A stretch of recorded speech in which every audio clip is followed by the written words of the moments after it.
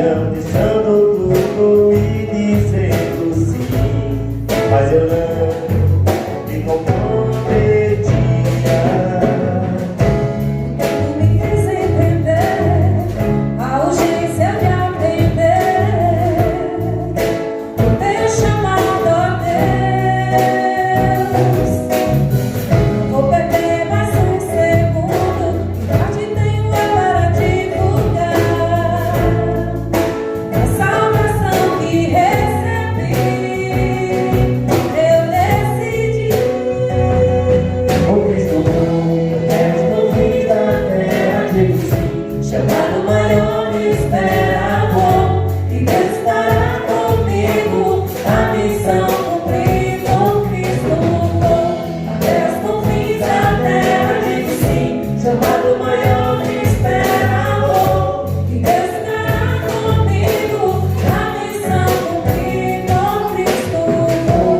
Até os confins da terra digo sim, chamado maior me espera bom, e Deus estará comigo, a missão cumprir com Cristo bom.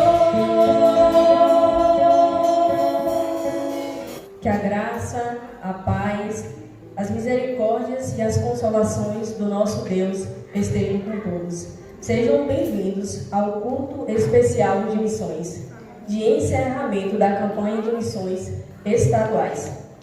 Eu creio, tudo é possível àquele que crê. Por isso, reaja. Vamos conquistar a Bahia para Cristo. Cristo para todos. Nosso desafio maior. É tempo de colher. Eu vou. E você? Vamos fazer discípulos. Vamos anunciar a paz. Anunciar Jesus, a verdadeira alegria. Levar boas notícias à Bahia. Esses foram alguns temas da campanha de campanhas estaduais durante esses anos.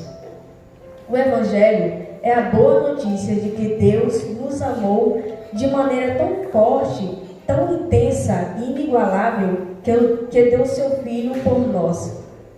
Todos os temas e campanhas com o mesmo intuito: vidas salvas, vidas transformadas, almas redimidas. Que estejamos atentos ao clamor das almas e aproveitando cada oportunidade. Amém, irmãos? Vamos nos colocar de pé. Eu convido a irmã Nelma para estar orando por missões e por este culto.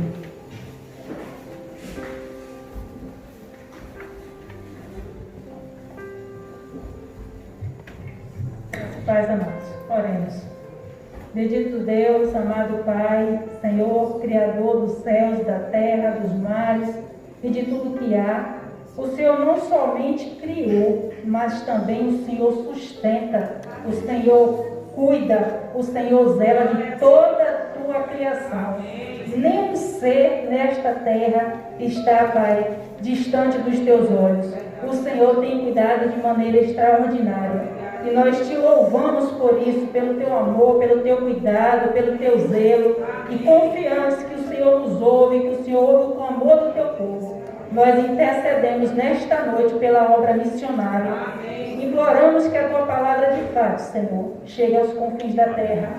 Te imploramos por o país do Haiti, que o Senhor visite os teus servos que estão levando a tua palavra ali. Tantas almas têm sido ceifadas sem a tua salvação, Senhor. E isso dói ao nosso coração. Que o amor do Senhor se estenda em nós de tal maneira que possamos estar dispostos a dar nossa vida, se preciso for, para que outros conheçam a tua salvação. Porque nós conhecemos, ó Deus, nós sabemos mediante a tua palavra quão terrível será a eternidade distante da tua presença. Socorra, meu Deus, socorra todos os campos missionários, sustenta os teus servos, levante, ó Deus, mantenedores, sustentadores em oração, dispostos a irem levar a tua palavra. Nos usa, Senhor, aqui, Primeira Igreja Batista em Andaraí, para continuar fazendo missões com amor, com dedicação e com determinação. Abençoa cada servo teu nesta noite, que veio cultuar o Senhor com alegria no coração. E tudo que venha ser feito aqui, seja para a honra e glória do teu santo nome. Receba a nossa petição e a nossa gratidão, em nome de Jesus. Amém. ainda de pé, vamos entrar no momento de louvor. Santo, Supremo, o Alfa e o Ômega, o Deus da minha vida, grande, poderoso, perfeito tu és, que cura as feridas, Deus de misericórdia, a ti darei o meu louvor.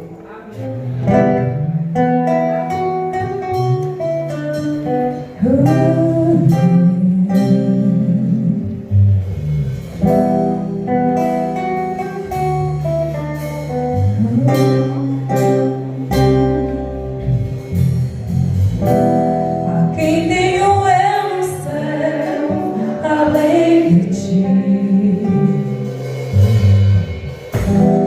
e não há na terra que eu queira mais que a ti.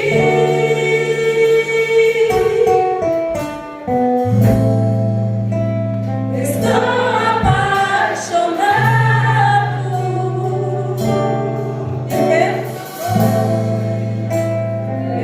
desesperado de amor.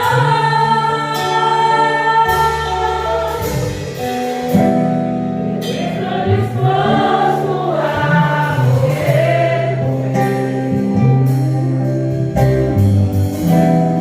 Construirei no fundo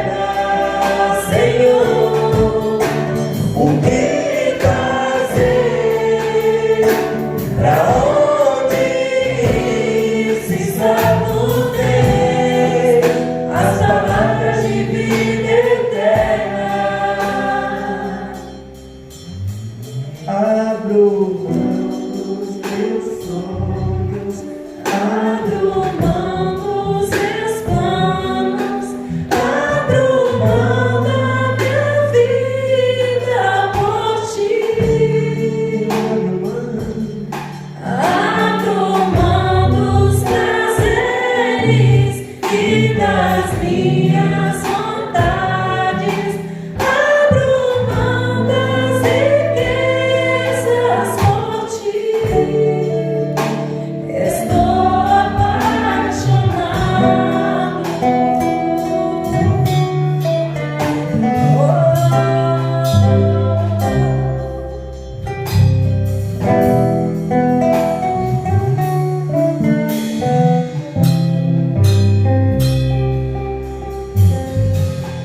Portanto, abra a tua Bíblia aí em Salmo de número 119, para a gente conversar um pouco sobre o reino de Deus, sobre aquilo que Deus sinalizou no meu coração para a gente estar refletindo, tá? Salmo 119, deixa aberto aí os versículos que vocês escolheram quanto divisa, tá? Eu tenho uma proposta aqui que o pastor Divaldo me passou, a gente vai caminhar tentando alinhar ela aquilo que Deus colocou em nosso coração, tá bom? Salmo 119, versículo 35, podem continuar sentados, diz assim: guia-me pela vereda dos teus mandamentos, pois nela me comprazo.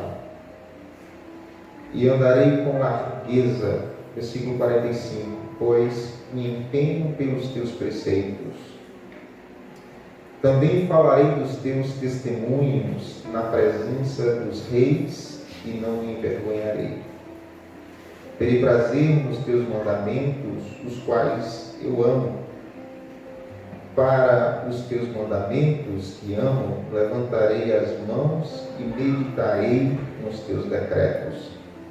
Lembra-te da promessa que fizestes ao teu servo, na qual me tens feito esperar. O que me consola na minha angústia é isto, que a tua palavra me vivifica. Pai, muito obrigado. Muito obrigado por esse dia tão especial em tua presença. Muito obrigado por esse privilégio de estar aqui diante de irmãos, amigos, e isso é muito importante para as nossas vidas. Isso tem um papel maravilhoso no teu reino. Isso é muito importante para a nossa vida emocional, para a nossa vida física e espiritual. Quanto isso é bom para nós.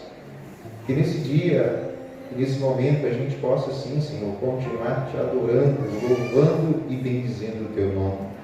Que o Senhor possa, sim, trazer uma reflexão sobre a nossa vida, que o teu Santo Espírito possa iluminar a nossa existência e que possamos diariamente ser instrumento do Senhor, ser homens e mulheres que caminham na tua presença. Em nome de Cristo, o nosso Salvador. Amém. E graças a Deus.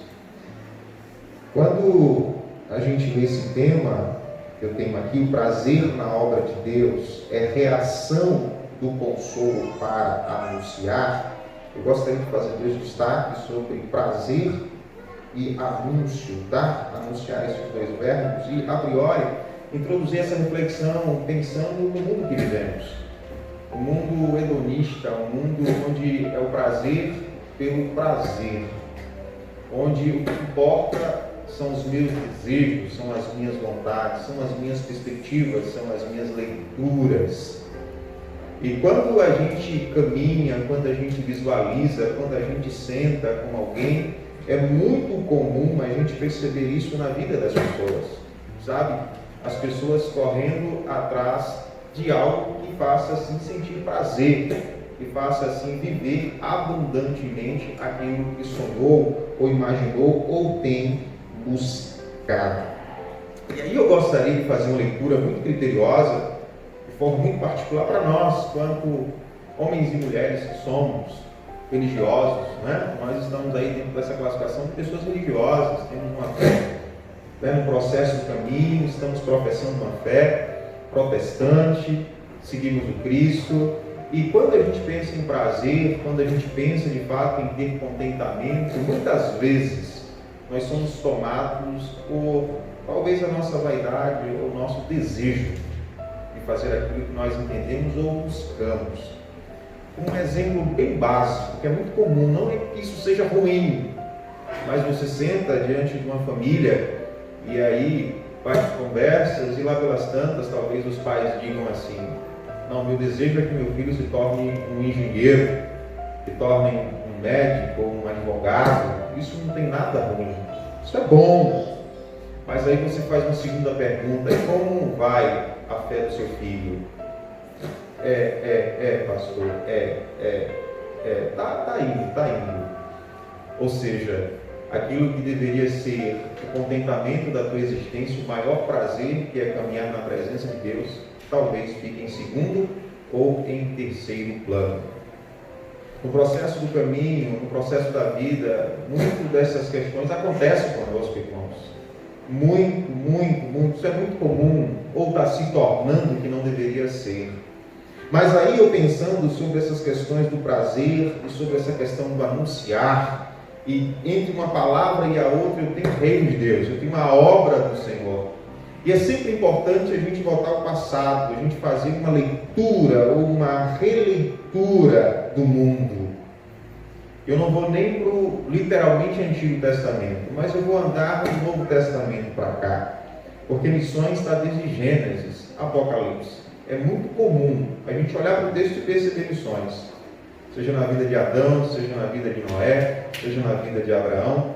Mas quando a gente olha para o nosso Salvador, para Jesus, o Salvador do mundo, nele, que sinaliza uma leitura fora do comum do Antigo Testamento, e Jesus de fato é a maior interpretação da vida, é a maior interpretação daquilo que Deus de fato quer para a nossa existência, para com os nossos irmãos anteriores que caminharam, que já não existe mais. Jesus sinalizou o reino de forma muito alegre, mas muito provocativa. Muito provocativa. Se a gente analisar o início da caminhada de Tiago, Pedro e João, esses 4 personagens, a gente vai perceber o quanto eles abriram mão de muita coisa. Literalmente abriram mão, porque o texto diz que eles abandonaram as redes e foram seguir a Cristo. Abandonaram as redes, irmãos. A gente vai para a morte e ressurreição de Cristo e vê os pais da igreja, homens que se dedicaram profundamente, seja os discípulos de João, eu digo João apóstolo, Policarpo e outros homens que se dedicaram ao reino, ao império, no sentido de servir e evangelizar o povo. Teve uma condenação terrível e mesmo assim não abriu mão de servir e caminhar com Jesus. E diante da angústia da vida, quando foi provocado, ele disse: como eu vou negar um homem que nunca me negou nada? Sabe, irmãos, como negar alguém que nunca abriu mão de mim, que sempre me amou, que continua me amando, que abriu mão do céu, da sua glória, para caminhar comigo, para habitar comigo, para me ensinar a viver, para me ensinar a amar a minha esposa, meu filho, meu vizinho, meu amigo? Como eu vou negar um homem desse? E automaticamente é morto. Esse e outros homens viveram assim. E quando a gente continua caminhando na história, isso não é uma coisa pontual. Isso é algo muito comum, meus irmãos. É só a gente pegar qualquer bibliografia sobre missões, principalmente da nossa denominação, o livrozinho da Juerp, a gente vê história de missões, onde homens se dedicaram, desde a morte e ressurreição do Cristo, seja no período antigo, medieval, moderno, pós-moderno que vivemos. Essa semana eu vi uma informação onde um missionário de missões mundiais morreu fora do seu Brasil por Covid. Sabe, irmãos? E a gente olha para tudo isso, para todo esse cenário, para todo esse quadro, e aí eu me questiono como tem sido a minha vida quanto discípulo de Jesus. Porque ser discípulo de Jesus não é uma possibilidade, não é uma escolha. É ser e ponto. Fazer discípulo não é uma escolha. É imprimir aquilo que está posto pelo nosso mestre. E aí, quando eu estou olhando para a nossa temática, eu estou olhando para o texto e me perguntando: por que, Senhor? Porque esses homens que viveram antes de mim se dedicaram profundamente ao teu reino. Porque esses homens têm profundamente ardor ou busca intensivamente a tua presença. E aí, quando a gente vai para o texto e se permite ouvir o texto, a gente percebe o salmista no Salmo 119, que a gente não sabe quem escreveu. Os especialistas não dizem, foi fulano, foi Beltrano. Fica em aberto. Porque o Salmo 119 é uma síntese da palavra de Deus. É uma síntese dos 5 primeiros livros da Bíblia. São 176 versículos e cada bloco de 8 versículos faz a menção a uma palavra, a uma consoante hebraica. A sua Bíblia deve ter assim cada palavrinha. Aqui a gente está diante do Re e do Vav, que vai fazer esses 2 blocos de afirmações acerca do decreto da palavra de Deus. Então, quando a gente olha para o texto e percebe o salmista dizendo: guia-me pela vereda dos teus mandamentos. Guia-me, Senhor, na tua direção, ao teu encontro, para que eu tenha esse contentamento, para que eu experimente profundamente a tua presença. Porque no centro da tua presença eu não tenho outra escolha a não ser me deleitar em ti, ou seja, fazer profundamente a tua vontade. Guia-me, Senhor. Sabe, guia-me em tua direção, porque sem a tua direção a minha vida não tem sentido. Então o homem e a mulher que são tomados pela presença de Deus, que bebem profundamente de Deus, eles não vão buscar contentamento, prazer em outras questões ou em outras coisas. E aí o salmista continua afirmando: e andarei com largueza, pois me empenho pelos teus preceitos. Ou seja, quando eu sou confrontado, quando eu me encontro com Deus, eu automaticamente vou caminhar com Ele. E caminhando com Ele, eu vou vivendo a sua presença. O salmista Davi, ele é um cara exponencial, fora do comum, porque esse negócio de presença de Deus era tão profundo para ele, e diante talvez de um grande pecado, ele disse: Senhor, não retire de mim o teu Espírito, não retire de mim a tua presença, não retire de mim, porque se eu sou quem sou, é por causa da tua presença. Paulo também olha para esse salmo e para o Antigo Testamento e interpreta isso de forma fabulosa. Ele olha para a sua existência, lê o seu currículo e diz: diante da presença de Deus, diante do caminho de Jesus, tudo isso é esterco, eu refugo, porque a presença de Deus é muito maior. E não precisa ser doutor quanto Paulo, ou especialista quanto outros homens. Dona Maria está lá na zona rural, vivendo profundamente o reino de Deus. Ele você pergunta sobre Deus, ela diz: pastor, Deus é tudo para mim, a sua presença alegra os meus dias difíceis. Portanto, irmãos, diante das Escrituras, diante da palavra de Deus, e permitindo que o texto fale conosco, é sempre uma ideia de confrontamento, de perceber o quanto eu e você precisamos melhorar. Precisamos de fato compreender que a vida em Deus vai muito mais além da forma que estamos vivendo, irmãos. Vai muito mais além. Você ouve coisas, você assiste coisas, você percebe coisas que não deveriam acontecer no meio de um homem e de uma mulher de Deus. Mas acontece. Corações carregados de si, pessoas sendo influenciadas e influenciadas por pessoas que não têm nenhum critério com a palavra de Deus. Ô irmãos, como isso tem sido um desafio para a gente, principalmente a gente que está no processo da vida, que tem filhos, que pastoreia, e a gente percebe o quanto a influência de pessoas que não tem nada a ver com Jesus tem tomado conta de coração de muita gente. Paulo, quando escreve a igreja em Tessalônica, seja a primeira e a segunda epístola, mas citando a segunda epístola, capítulo 2, versículo 13 em diante, ele vai olhar para a igreja e vai dizer: vocês precisam orar, vocês precisam se alimentar da presença de Deus, pois chegará dias onde a fé de vocês será cobrada.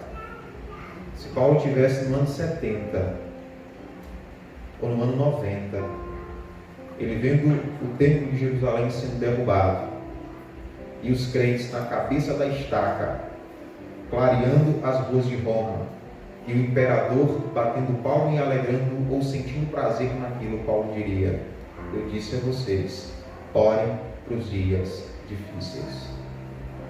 Eu tenho dito lá na minha comunidade, onde estou pastoreando, que a gente está muito confortável, irmãos. Isso é muito bom, não tenho dúvidas quanto isso. Mas o quanto isso tem tornado cristãos ausentes da vida missionária. Eu amo as nossas juntas de missões, desde o seu nascimento no século XX, 1907 1908. Algo maravilhoso para sistematizar a plantação de igrejas, atingir o mundo. Mas o quanto isso gera no nosso coração dizer: eu vou ofertar e ponto. E não é só isso. A gente precisa estar envolvido. A gente precisa estar caminhando em missões. Porque não é uma possibilidade de leitura, é uma constatação do nosso Salvador. E aí o salmista continua verbalizando acerca das Escrituras, acerca da presença de Deus. Ele diz assim no versículo de número 46: também falarei dos teus testemunhos na presença dos reis e não me envergonharei. A minha pergunta você não precisa me responder. Diante de uma autoridade, você teria essa coragem que o salmista está dizendo, de confessar de fato ou testemunhar profundamente o Cristo, o Filho de Deus? Será que a gente teria coragem? Certa feita eu estava num projeto missionário, estava no seminário, mas aí teve uma chamada Missões Nacionais, e a gente foi lá para a região quase divisa com o Piauí, e aí naquela época era um momento de campanha eleitoral, e aí o candidato chamou a gente e tal, para almoçar, sei lá das quantas e tal, e aí a gente sentou ali, todo alegre e tal. Brasil, todo mundo conhece um pouco do Evangelho. E aí eu perguntei assim: ô meu irmão candidato, qual é o seu entendimento de Jesus Cristo? Qual é a sua percepção? A gente está aqui no projeto missionário e tal, viemos aqui fazer um movimento evangelístico. O irmão também está diante de mim, eu preciso fazer essa pergunta. Ele ficou assim e tal, deu aquela resposta retórica, né? E aí depois um amigo chegou diante de mim e disse assim: mas rapaz, não era para você fazer aquilo. O que é que eu fiz? Só fiz uma pergunta, conversando, pessoa bem agradável, educada. Ou seja, me parece que no processo do caminho, aquilo que Paulo, aquilo que os discípulos fizeram, parece que isso vai gerando um medo em nós, em não falar como deveríamos falar, com muito respeito, muito amor, muita graça, mas sinalizar o Evangelho. Sabe? A ideia de que todos nós somos pecadores. E se um dia de fato nós não nos encontrarmos com Cristo e não arrependermos dos nossos pecados, nós iremos para o inferno. Pois assim está posto na Bíblia. E eu não tenho como tirar. Ou a gente prega ela toda, ou rasga um pedaço. Mas está posto. Está lá. Jesus está na região de Jerusalém. Ele olha e vê o lixão. A ideia do lixão, aquele negócio pegando fogo, não tem industrialização, não tem essa tecnologia que nós temos. E lá está pegando fogo. É um fogo que não para. Porque o lixo existe. O pessoal está jogando ali. Jesus olha e diz: ali é a Guiena. Inferno é Guiena. Aquilo é um lugar que o fogo não para. A ideia da ausência de mim sobre a vida de alguém é aquilo ali. É um fogo que consome a sua existência e não tem como resolver a não ser eu. Sabe? Então a ideia de inferno não acontece quando eu morro. mas acontece quando eu vivo na ausência de Cristo. A ausência de Cristo está estabelecido o inferno. A pessoa se joga da ponte, a pessoa mata o outro, a pessoa não tem limite, ela vai além das suas perspectivas. Aí a ciência vai chamar de psicopata, de louco, de transtorno, processo da existência, porque foi um ato insano que aconteceu. Mas o ser humano é assim: na hora que você pisa no calo dele, ele diz quem é. O discípulo de Jesus, quando você pisa no calo dele, ele lhe ama, porque ele entende que a luta dele não é contra a carne e nem sangue, mas contra os principados e potestades. Percebe que falar sobre missões é perceber o quanto a história tem grandes exemplos: período antigo, período medieval, período moderno e pós-moderno. A gente tem N questões de grandes homens e mulheres de Deus que viveram profundamente o reino do Senhor, mas tem hora que eu desconfio que a gente só fica na leitura, irmãos. Sabe? A gente lê a história e aquilo parece que não cria em nós esse desejo, esse prazer de vivenciar profundamente isso. Então, quando a gente olha para o salmista, a gente percebe que o desejo dele é viver na presença de Deus. E vivendo na presença de Deus, seja o imperador, seja o rei, seja quem for, ele diz: eu vou proclamar, porque há algo tão profundo dentro de mim que eu não posso ficar só para mim. As pessoas precisam ouvir. Aí a gente tem o profeta Jeremias, que está tomando pau, apanhando, porque a Babilônia está vindo. Ele está dizendo: a Babilônia está vindo, a Babilônia está vindo. Vocês se convertam, vocês de fato quebrantem o coração de vocês, porque o negócio vai pegar. Aí pegam Jeremias, quebra um porrete. Aí Jeremias olha para aquele quadro e diz assim: por que Deus não me executou no ventre da minha mãe? Por que Deus não matou o homem que deu a notícia ao meu pai que eu nasci? Qual a ideia? O sofrimento é tão profundo, é tão profundo, é tão profundo, que mesmo existindo com todo esse sofrimento, eu preciso proclamar a palavra de Deus. Porque a ausência da proclamação, a dor é muito maior, irmãos. Porque essa é a construção do texto que está posto. A ideia do profeta é falar de Deus, e na ausência do não falar de Deus, a dor é muito profunda do que Jeremias apanhou. Porque essa é a construção do texto. Ele está dizendo: quando eu falo de Deus, eu sinto um alívio profundo na minha alma, na minha existência. Isso me dá vontade de continuar falando, mesmo apanhando, mesmo tomando pau aí na rua, mesmo tomando cacete, me perdoe as expressões. Mas falar de Deus é algo maravilhoso. E aí a gente olha para a nossa geração, século XXI, pós-modernidade ou hipermodernidade. A gente vê a Europa, sabe, coração da reforma, onde grandes homens e mulheres de Deus nasceram ali, proclamaram o reino ali. Hoje é campo missionário. Campo missionário. Terra de Martinho Lutero. Terra de João Calvino. Sabe? Terra dos grandes pregadores. Hoje é campo missionário. O Brasil pode se tornar um campo missionário, irmãos. Porque se a Europa, do perfil que era, se tornou, eu desconfio que a gente pode se tornar um campo missionário. Por quê, pastor? Porque talvez a ausência da proclamação, do anúncio, entendendo que o anúncio, ele precisa estar sendo carregado da expressão obra. Sabe? E qual é a maior obra? É o Cristo de Deus, irmãos. É o Cristo de Deus.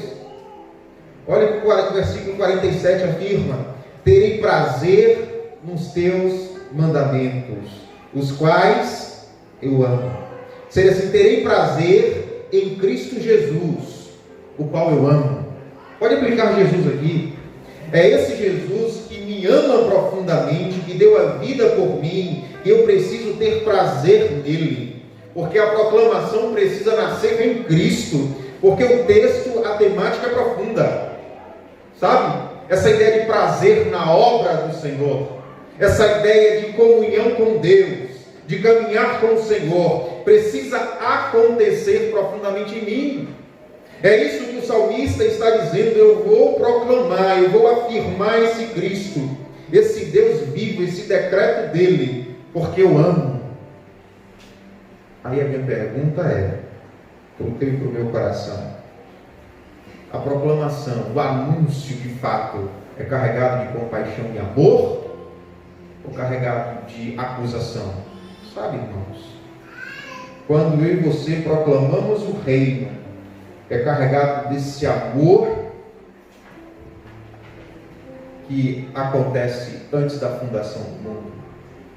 Deus disse assim: haja cruz, e depois ele disse assim: haja luz. Haja cruz foi antes da criação, porque a ideia de que Deus amou o mundo de tal maneira vem antes do haja luz, é bem antes disso. Porque o que está posto em João 3,16 é o amor de Deus que está posto ali, foi antes da criação, foi antes da sua existência. Então eu preciso perceber que a obra dele acontece antes de qualquer coisa.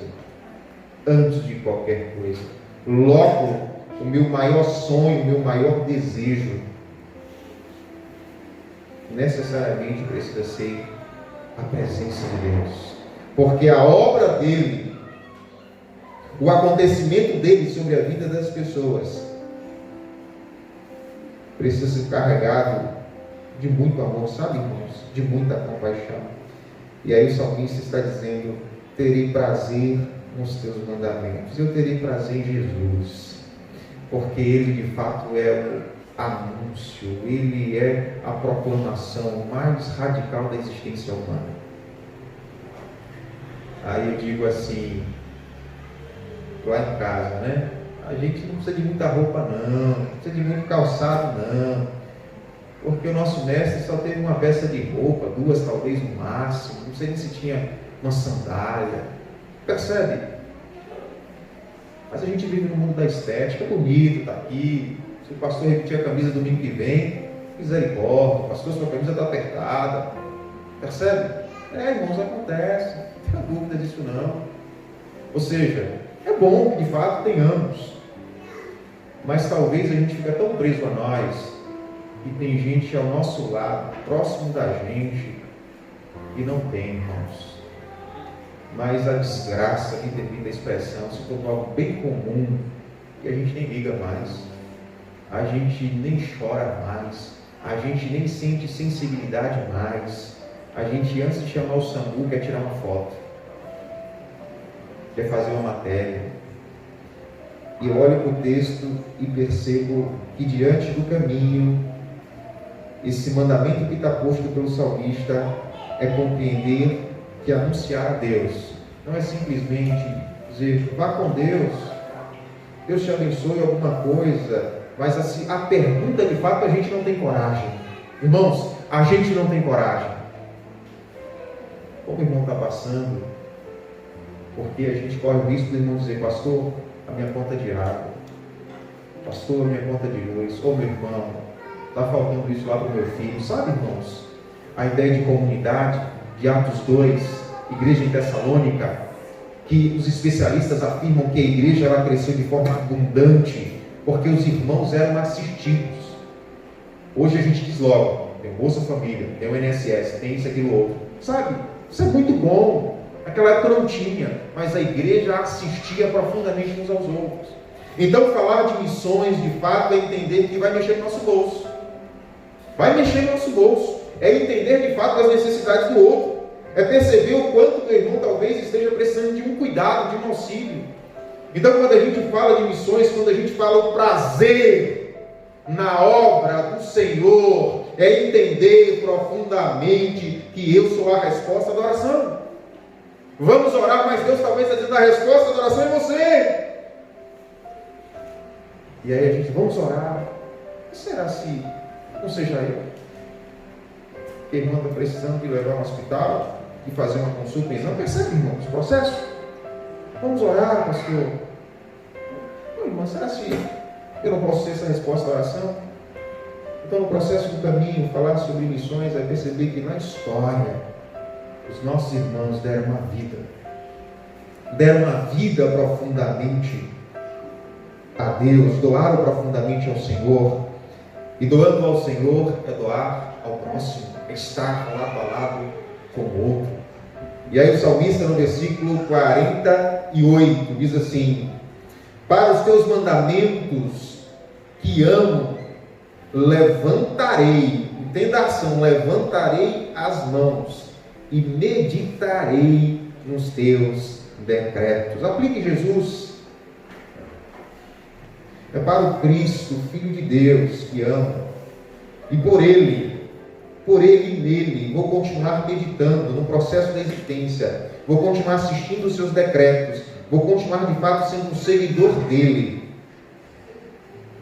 E eu vivenciando isso, eu vou ser um discípulo em atividade.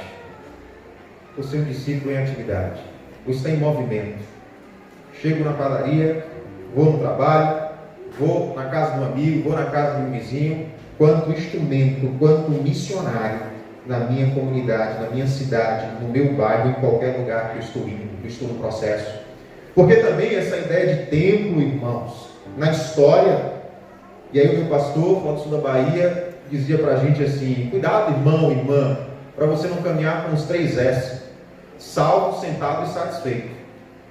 A gente crê que salvação não se perde, isso entra na nossa consciência, eu sento, entendo que sou salvo, e essa satisfação gera em mim, talvez, um anonimato, um crente da CIA, e quem trabalha comigo, quem convive comigo, não sabe que eu sou um missionário, sabe? Porque eu fico retraído,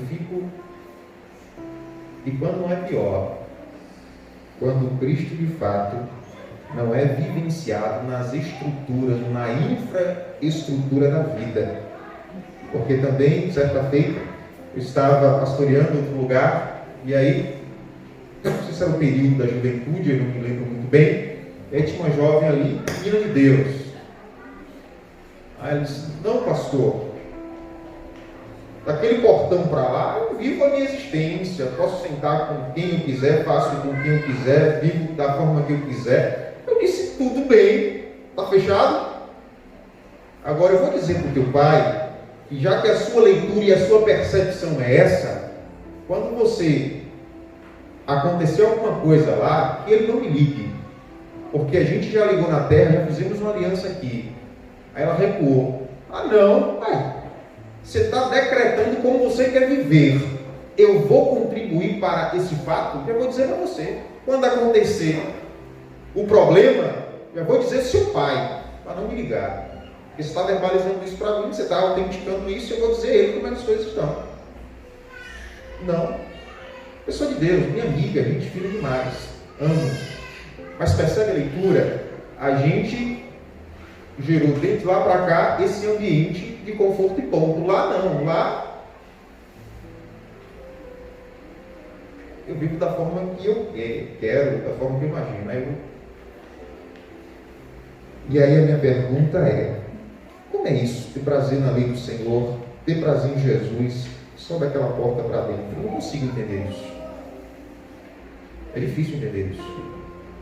Porque Jesus, ele veio para o homem todo, e todo homem. Isso em 1974.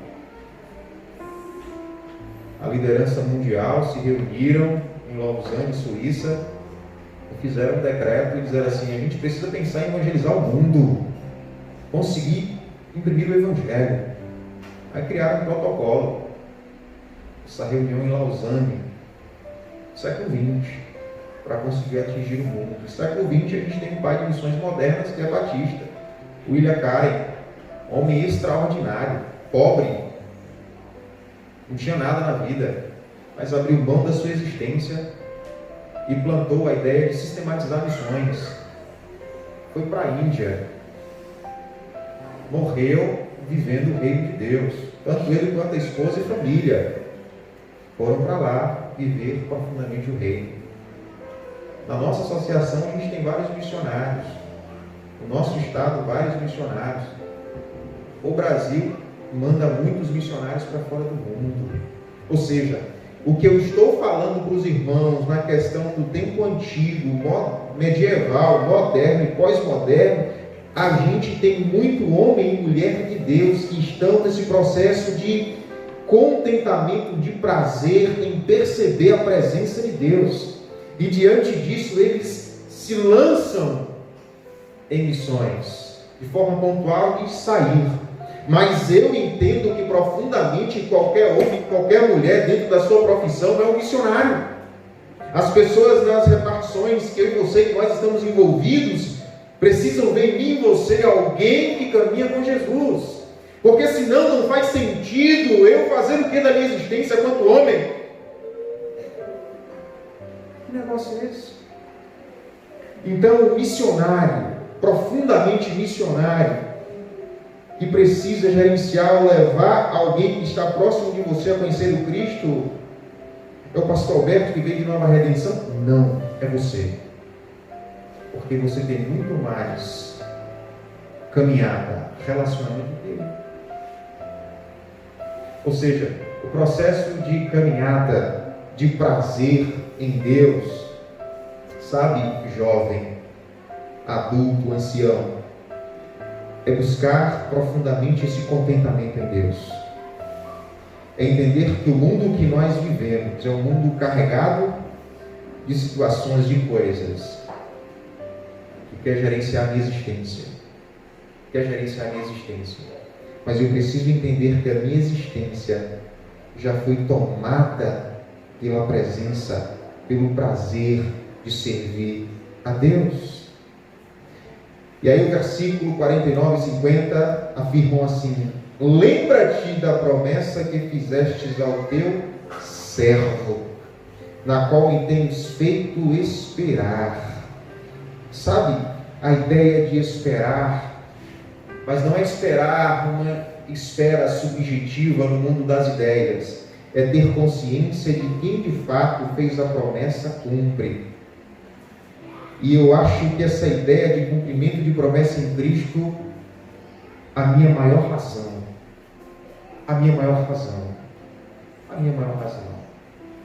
Sabe? A minha maior razão de expressão de Deus está em Jesus. Você pode sonhar, pensar, cantar o que você quiser, mas aquilo que os profetas do Antigo Testamento esperavam, aquilo que o mundo estava esperando, Paulo olha para a história e diz assim: ele veio na plenitude dos tempos. Ele veio no tempo certinho. E nele, ele vai dizer aos Efésios que tudo converge nele. O que Paulo está dizendo: eu sou especialista no Antigo Testamento e estou assistindo todo mundo esperando ele, mas nós tivemos o privilégio de caminhar com ele. E tendo o privilégio de caminhar com ele, vivenciar ele, eu me entendo quanto escravo, porque a ideia de servo é a ideia de escravo, sabe? Essa é a consciência de Paulo. Se você perguntasse a Paulo, qual é a sua percepção a Cristo? Dizendo, eu sou um escravo de Cristo. Aí você chegasse para Jesus e perguntasse: Jesus, o que Paulo é seu? Ele diria: amigo. Porque Paulo, para caminhar com mais facilidade, seria melhor na sua perspectiva dizer assim: eu sou um escravo. E Jesus assim: Paulo é meu amigo, Pedro é meu amigo, porque o olhar de Jesus vai sempre mais além de qualquer percepção minha e sua. O amor de Cristo, o amor de Jesus, vai muito mais além da minha e da tua percepção. Então o salmista, aqui nesse versículo 49, ele afirma profundamente: na qual me tens feito esperar. Ou seja, em Cristo Jesus, ainda que eu seja uma pessoa ansiosa, é nele a minha contentação, o meu contentamento, o meu prazer. Sabe? É nele. Aí o salmista, no Salmo número 1, versículo 2, parte B do versículo, ele diz que o contentamento dele está na lei do Senhor, e na sua lei ele medita dia e noite. Ou seja, em Jesus o meu contentamento não só é dia, não só é noite, é 24 horas, é a minha existência que tem em Deus, na pessoa de Jesus, contentamento.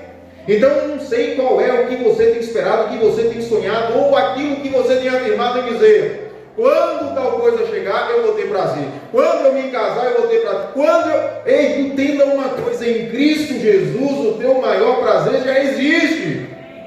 Porque se você entender que o teu filho seja o teu maior prazer, você está quebrado. A tua esposa, teu esposo, teu amigo, teu funcionário, você está quebrado, meu amigo, minha irmã, meus irmãos. Você jovem, não, quando eu me encontrar com aquela pessoa que eu sigo, vai ser um prazer maravilhoso. Entendo perfeitamente a sensação agradável, mas o teu prazer precisa ser em Cristo.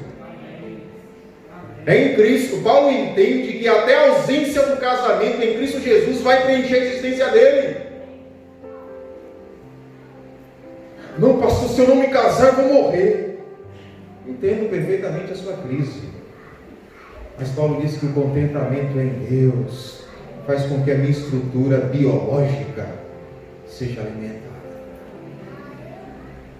Portanto, irmãos amados de Deus, o que me consola na minha angústia é isto: que a tua palavra me vivifica, que a tua palavra aconteça dentro de mim. Sabe? E diante da angústia, diante dos desprazeres da vida, a palavra de Deus possa vivificar a tua existência, possa encontrar contigo, sabe? E aí o salmista, nas suas loucuras da existência, diz: porque está batida, ó minha alma. É assim: espera em Deus, pois ainda te louvarei. Portanto, irmãos, diante do que está posto na palavra, pensar prazer na obra do Senhor é ser tomado pela obra, o Cristo, o prazer, o Cristo, e aí o anúncio, a proclamação, a existência do reino acontece não por causa de mim e você, porque nós fomos tomados, porque Deus amou o mundo. Antes de você existir, você já foi tomado por Ele, você já foi amado por Ele, e a partir desse processo, você de fato vai anunciar o Evangelho, carregado de graça, compaixão e misericórdia. Amém? Vamos ficar de pé e vamos orar mais uma vez, vamos agradecer ao Pai. Ó Deus, muito obrigado.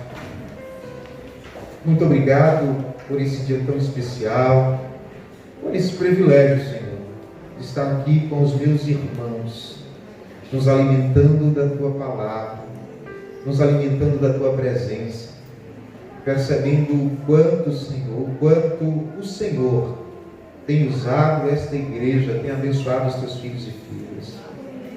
Ó Deus, que o Senhor continue provocando os nossos corações, que o Senhor continue gerando dentro de nós a Tua vontade, o Teu direcionamento, que possamos no processo da vida ter o Senhor sobre todas as coisas. Muito obrigado, Pai. Muito obrigado por essa agência missionária, pelos Teus filhos e filhas que estão aqui, que estão vivenciando o Teu reino. Que o Senhor continue usando quanto instrumentos do Senhor para anunciar o Teu reino. Em nome de Cristo. Amém e graças a Deus.